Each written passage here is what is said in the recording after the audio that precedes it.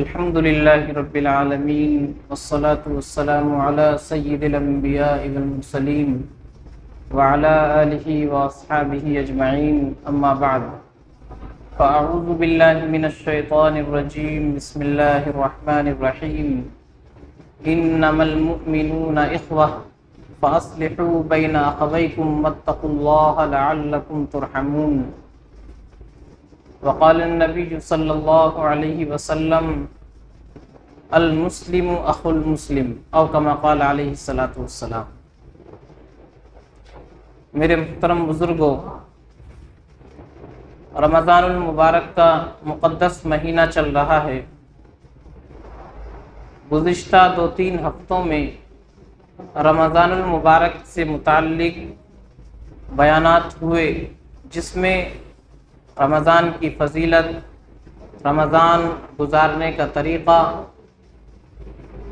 اور رمضان میں ہونے والے بہت سے خصوصی اعمال سے متعلق بات ہوئی۔ آج رمضان کے ایک خاص عمل سے متعلق گفتگو ہوگی، جسے ہم اور آپ صدقۃ الفطر کہتے ہیں۔ اللہ تبارک و تعالی نے ہمیں رمضان کا مقدس مہینہ عطا فرمایا۔ اللہ کی توفیق سے ہم نے اس مہینے میں رمضان کے روزے بھی رکھے، تراویح کی نماز بھی ادا کی، قرآن کریم کی تلاوت بھی کی اور اس کے علاوہ دوسرے نیک کام بھی کیے، ذکر بھی کیا، تسبیح بھی پڑھی، صدقہ و خیرات بھی کیا، اور بہت سے نیک اعمال عام دنوں کے مقابلے میں آدمی رمضان کے اندر کرتا ہے۔ عام دنوں میں آدمی اتنے اچھے کام نہیں کرتا جتنے رمضان کے مہینے میں کر لیتا ہے۔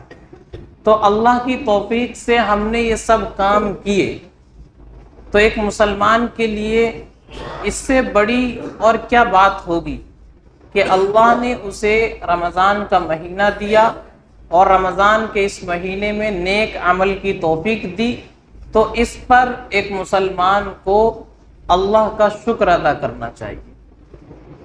اسی شکرانے کے لیے اللہ نے رمضان کے فوراً بعد 2 رکعت عید الفطر کی نماز رکھی ہے۔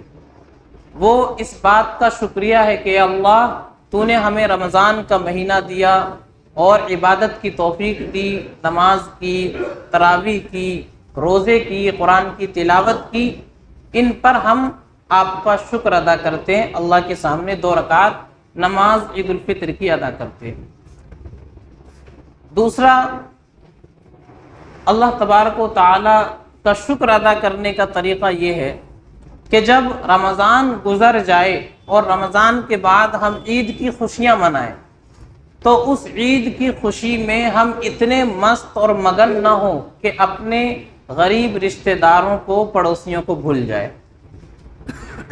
اس کے لیے اللہ نے صدقۃ الفطر واجب کیا ہے، تاکہ جس طرح ہم خوشی منا رہے ہیں، ہمارے جو غریب رشتہ دار ہیں، ہمارے پڑوسی ہیں، وہ بھی عید کی خوشی میں شریک ہو سکے۔ ہم اچھا کھا رہے ہیں، اچھا پہن رہے ہیں، ہمارے پڑوسی، ہمارے غریب رشتہ دار بھی اچھا پہن لے، اچھا کھا لے، ان کے گھر میں بھی لگے کہ آج عید کا دن ہے۔ ہمارے بچے اچھا پہنیں گے، اچھا کھائیں گے، ان غریبوں کے بچے بھی اچھا کھا لے، اچھا پہن لے۔ اللہ نے اس کے لیے عید الفطر کے دن صدقہ فطر کو واجب قرار دیا ہے۔ تو اللہ نے یہ صدقہ فطر اسی لیے رکھا ہے۔ نبی پاک صلی اللہ علیہ وسلم کی مبارک حدیث ہے، آپ فرماتے ہیں کہ صدقہ فطر رمضان میں ہونے والی کمی کوتاہیوں کا کفارہ بھی ہے اور غریبوں کے لیے کھانے کا ذریعہ بھی ہے۔ یعنی صدقہ فطر کا مقصد، اس کی حکمت، اس میں کیا مصلحت ہے، وہ بیان فرمایا اللہ کے نبی نے اس حدیث میں کہ پہلی چیز تو رمضان کا مہینہ اللہ نے ہمیں دیا، اس مہینے میں ہم نے عمل کیا، روزہ رکھا، تراویح پڑھی، قرآن کی تلاوت کی، لیکن جیسا اس مہینے کا حق تھا وہ حق ہم سے ادا نہیں ہوا۔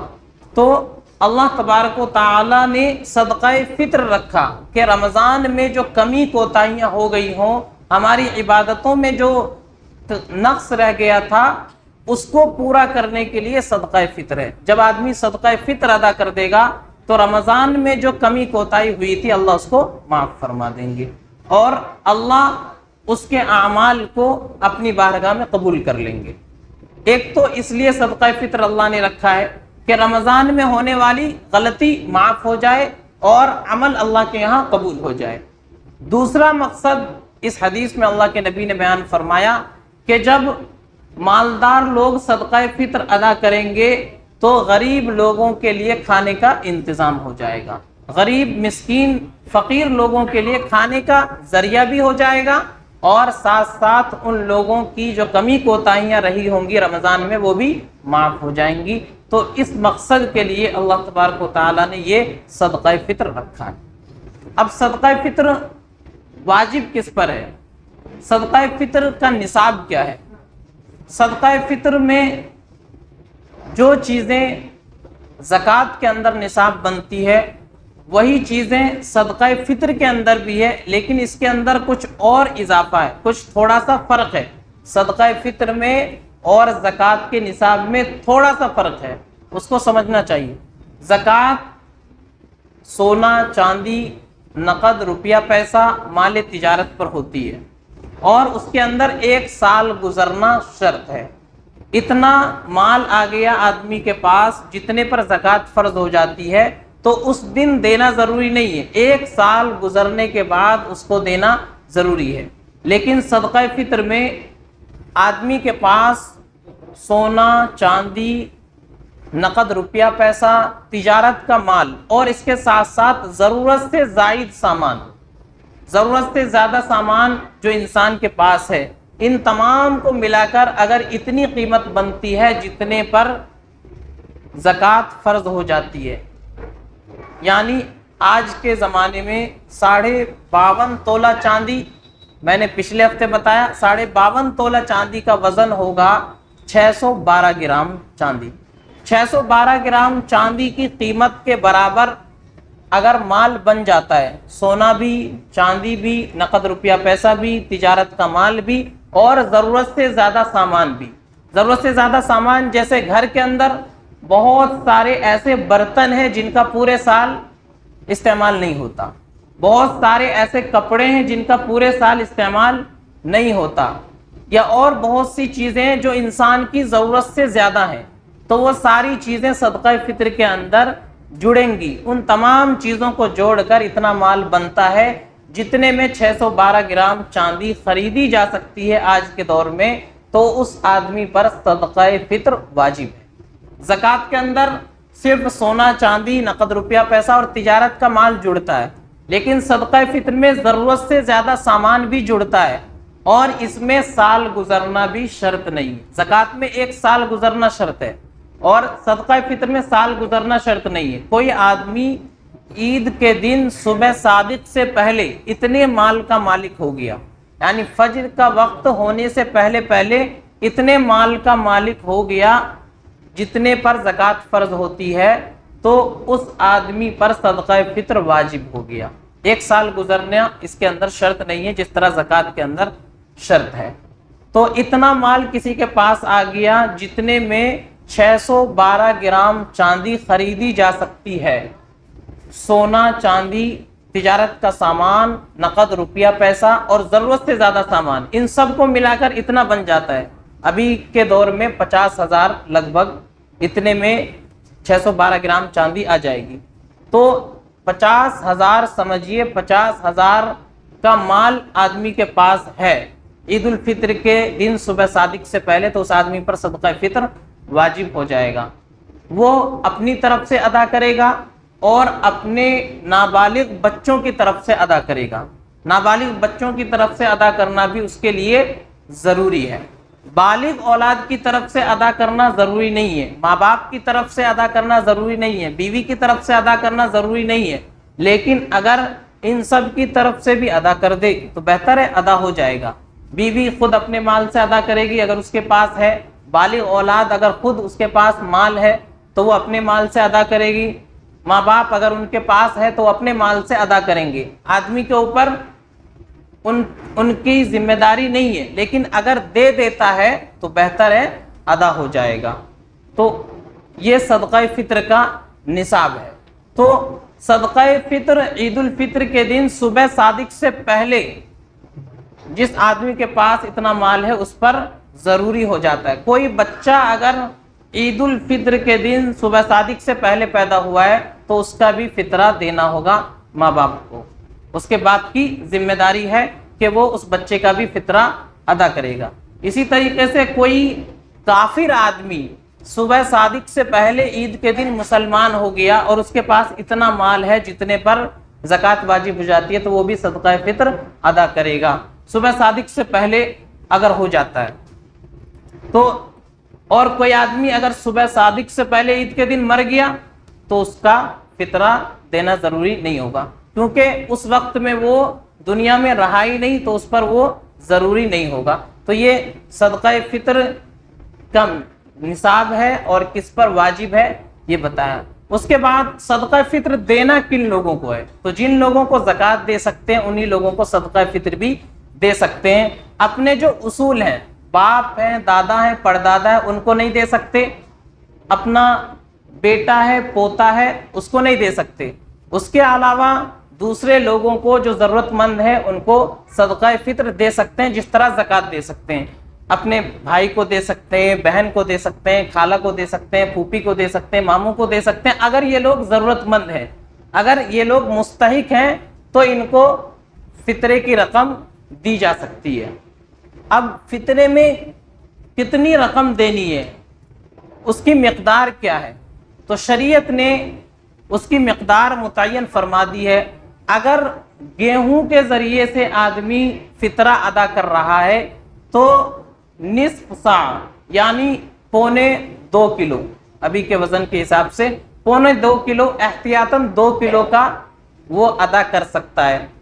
غلہ بھی دے سکتا ہے، رقم بھی دے سکتا ہے، لیکن رقم دینا زیادہ بہتر ہے تاکہ جو غریب لوگ ہیں ان کی جو بھی ضرورت ہو وہ اپنی پوری کر لے، تو پیسے دے دینا ہی زیادہ بہتر ہے۔ اگر گیہوں کے ذریعے ادا کر رہا ہے تو 2.25 کلو، 2 کلو گیہوں کی قیمت وہ دے دے۔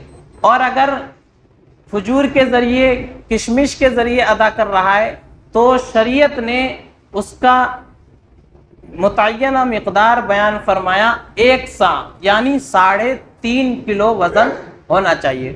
کھجور کے ذریعے دے رہا ہے تو 3.5 کلو کھجور، کشمش کے ذریعے دے رہا ہے تو 3.5 کلو کشمش، یہ ان کا متعینہ مقدار ہے شریعت کے اندر۔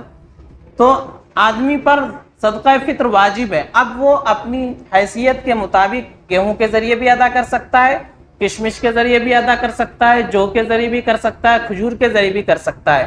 تو وہ نصاب آدمی کو اپنانا چاہیے اور وہ مقدار ادا کرنی چاہیے جس میں غریبوں کا زیادہ فائدہ ہو۔ اب ایک آدمی کو اللہ نے کروڑوں روپیہ دیا ہے اور وہ بھی گیہوں کا ہی ادا کر رہا ہے تو اس میں غریبوں کا نفع کم ہے۔ تو جس کو اللہ نے کم دیا ہے، اس کے پاس مال ہے لیکن کم ہے، تو وہ گیہوں کے ذریعے سے دے دے، اور جس کو زیادہ دیا ہے وہ کھجور کے ذریعے سے ادا کرے، کشمش کے ذریعے سے ادا کرے، تو اس سے غریبوں کا زیادہ فائدہ ہوگا۔ گیہوں کے ذریعے سے ادا کریں گے تو ابھی 60 روپے دے دیں گے ایک آدمی کی طرف سے، 60 روپے میں کیا ہوتا ہے؟ ایک وقت کا کھانا آدمی صحیح سے نہیں کھا پائے گا، تو غریبوں کی عید کیسے بنے گی؟ تو اللہ نے اگر زیادہ دیا ہے تو کھجور کے ذریعے سے ادا کرنا چاہیے، کشمش کے ذریعے سے ادا کرنا چاہیے۔ ابھی کے وقت میں 1100-1200 روپے ایک آدمی کا فطرہ ہوگا اگر کھجور کے ذریعے، کشمش کے ذریعے ادا کرتا ہے، تو اس میں غریبوں کا زیادہ فائدہ ہوگا۔ 60 روپیہ دیں گے تو کم ہوگا، اور ایک آدمی کی طرف سے اللہ نے زیادہ دیا ہے، 1200 روپیہ دیں گے تو غریب لوگوں کا زیادہ فائدہ ہوگا، وہ اچھے طریقے سے عید منا سکیں گے۔ تو ہر آدمی کو اپنی حیثیت کے مطابق دینا چاہیے۔ ویسے تو اس کا اختیار ہے، شریعت نے یہ چاروں چیزیں دی ہیں، ان میں سے جو بھی مقدار لے لے گا اس کا فطرہ ادا ہو جائے گا، لیکن خیال رکھنا چاہیے جس میں غریبوں کا زیادہ فائدہ ہو۔ تو اللہ نے اگر زیادہ دیا ہے تو کوشش کرنی چاہیے کشمش کے ذریعے، کھجور کے ذریعے سے ادا کریں تاکہ غریب لوگ زیادہ سے زیادہ فائدہ اس سے حاصل کر سکے۔ صدقہ فطر ادا کرنا ہے عید کی نماز سے پہلے۔ مسئلہ تو یہی ہے، عید کی نماز سے پہلے پہلے ادا کر دینا ہے. لیکن کوئی عید کی نماز سے پہلے ادا نہیں کر پایا تو عید کے بعد وہ ختم نہیں ہوتا، عید کے بعد بھی ادا کرنا ضروری ہوگا. بہتر ہے کہ آدمی رمضان میں ہی ادا کر دے، کیونکہ عید کے دن دیں گے تو غریب لوگ کیا خوشی منائیں گے، عید کی تیاری کیسے کریں گے؟ ہم عید کی نماز پڑھنے کے لیے آئیں گے، اس وقت دیں گے تو اس وقت کہاں سے وہ کپڑے لائیں گے، کھانے کا انتظام کریں گے؟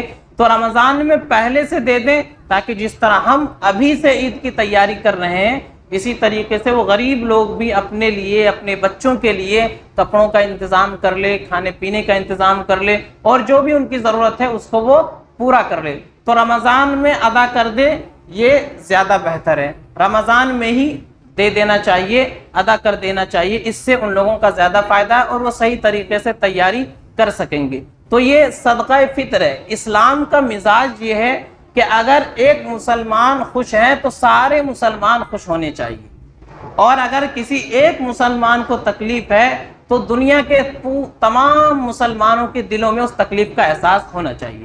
اسلام کا مزاج یہ ہے کہ جس طرح عید میں مسلمان خوشی منا رہے ہیں تو اب کوئی مسلمان ایسا نہیں بچنا چاہیے جو اس خوشی کے اندر شریک نہ ہو. اس لیے صدقہ فطر رکھا گیا ہے تاکہ مالدار لوگ خوشی منا رہے ہیں تو غریب لوگ بھی خوشی منا سکے، ان کو بھی احساس ہو کہ ہمارا بھی اس دنیا میں کوئی ہے، ہمیں بھی خوشی منانے کا حق ہے، ہم بھی عید کے دن جی رہے ہیں.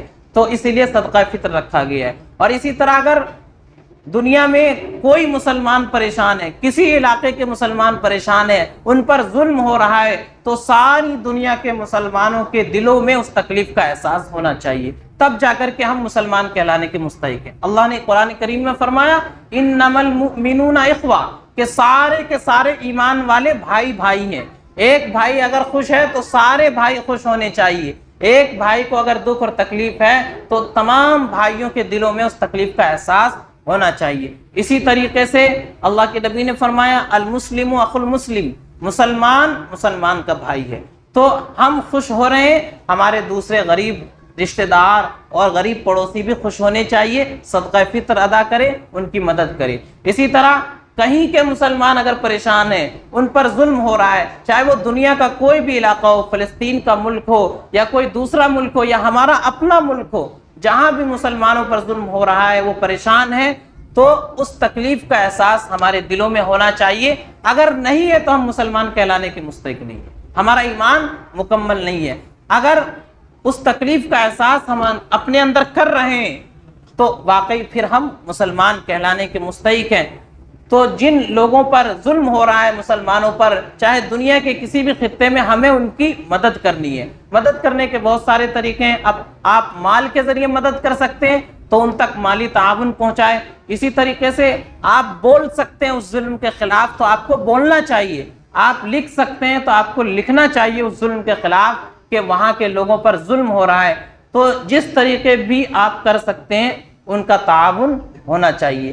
تو شریعت یہ چاہتی ہے کہ خوشی کے اندر بھی سارے مسلمان شریک ہو، اور غم ہو کسی کو تو سارے مسلمانوں کے دلوں میں اس غم کا احساس ہونا چاہیے. نبی نے فرمایا المسلمون کجسد واحد، کہ مسلمان ایک جسم کی طرح ہے. جس طرح جسم کے کسی حصے میں تکلیف ہوگی، پورا جسم اس تکلیف کو محسوس کرتا ہے. اگر ہاتھ کٹے گا تو صرف ہاتھ کو تکلیف نہیں ہوگی، سر سے لے کر پیر تک پورا جسم اس تکلیف کو محسوس کرتا ہے. اسی طرح ایک مسلمان بھی اگر پریشان ہے، وہ تکلیف میں ہے، تو دنیا کے سارے مسلمانوں کے دلوں میں اس تکلیف کا احساس ہونا چاہیے. یہ شریعت کا منشا اور مقصد ہے. تو صدقہ فطر اللہ نے واجب قرار دیا ہے.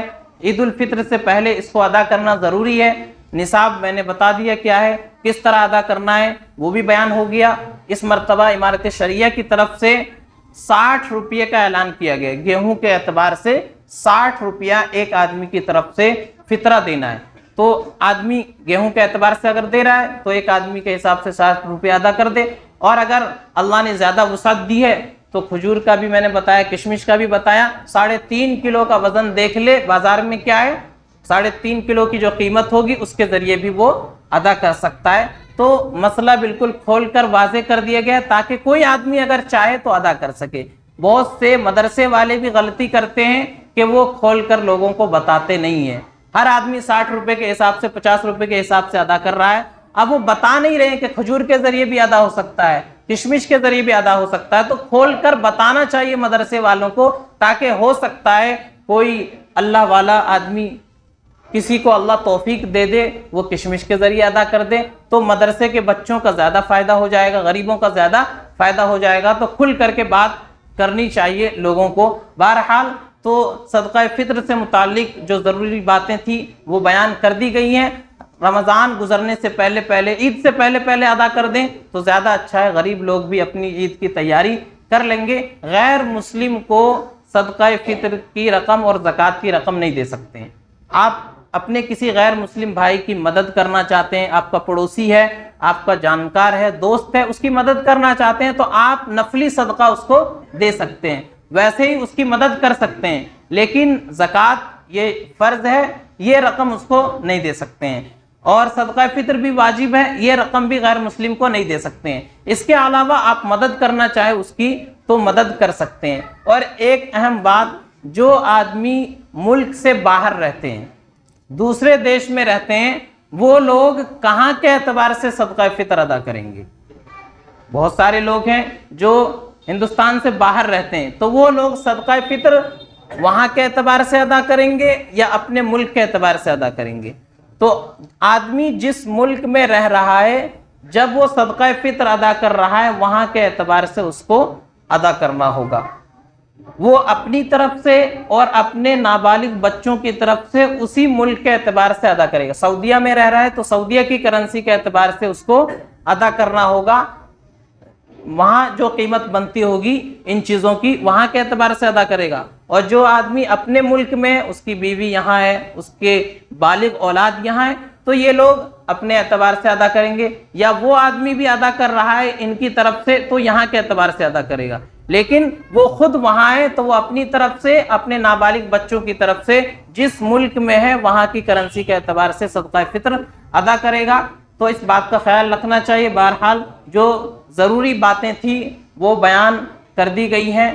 اس کے علاوہ اور کسی کو کوئی مسئلہ ہو تو بعد میں مل کر کے معلوم کر لے۔ شریعت کی کوئی بات پوچھنے میں آدمی کو شرمانا نہیں چاہیے۔ کوئی بھی مسئلہ معلوم کرنا ہو، شرم کی کوئی بات نہیں ہے، کوئی شرم کی بات نہیں۔ آدمی اگر شرم کرے گا دین کی بات پوچھنے میں تو وہ غلط کرتا رہے گا، اس کا کوئی عمل اللہ کے قبول نہیں ہوگا۔ وہ سوچے گا میں تو بہت اونچا عمل کر رہا ہوں، لیکن شریعت کے مطابق نہیں کر رہا ہے تو اس کا عمل قبول نہیں ہوگا۔ اسی لیے کوئی بھی بات ہو، چھوٹی سے چھوٹی بات ہو، اگر ہمیں معلوم نہیں ہے تو جاننے والوں سے معلوم کر لینا چاہیے۔ اس میں شرمانا نہیں ہے کہ ہماری عمر اتنی ہو گئی ہے، امام صاحب تو میرے سامنے میرے بیٹے کی طرح ہے، کیسے پوچھوں، شرم آ رہی ہے، تو یہ نہیں سوچنا چاہیے۔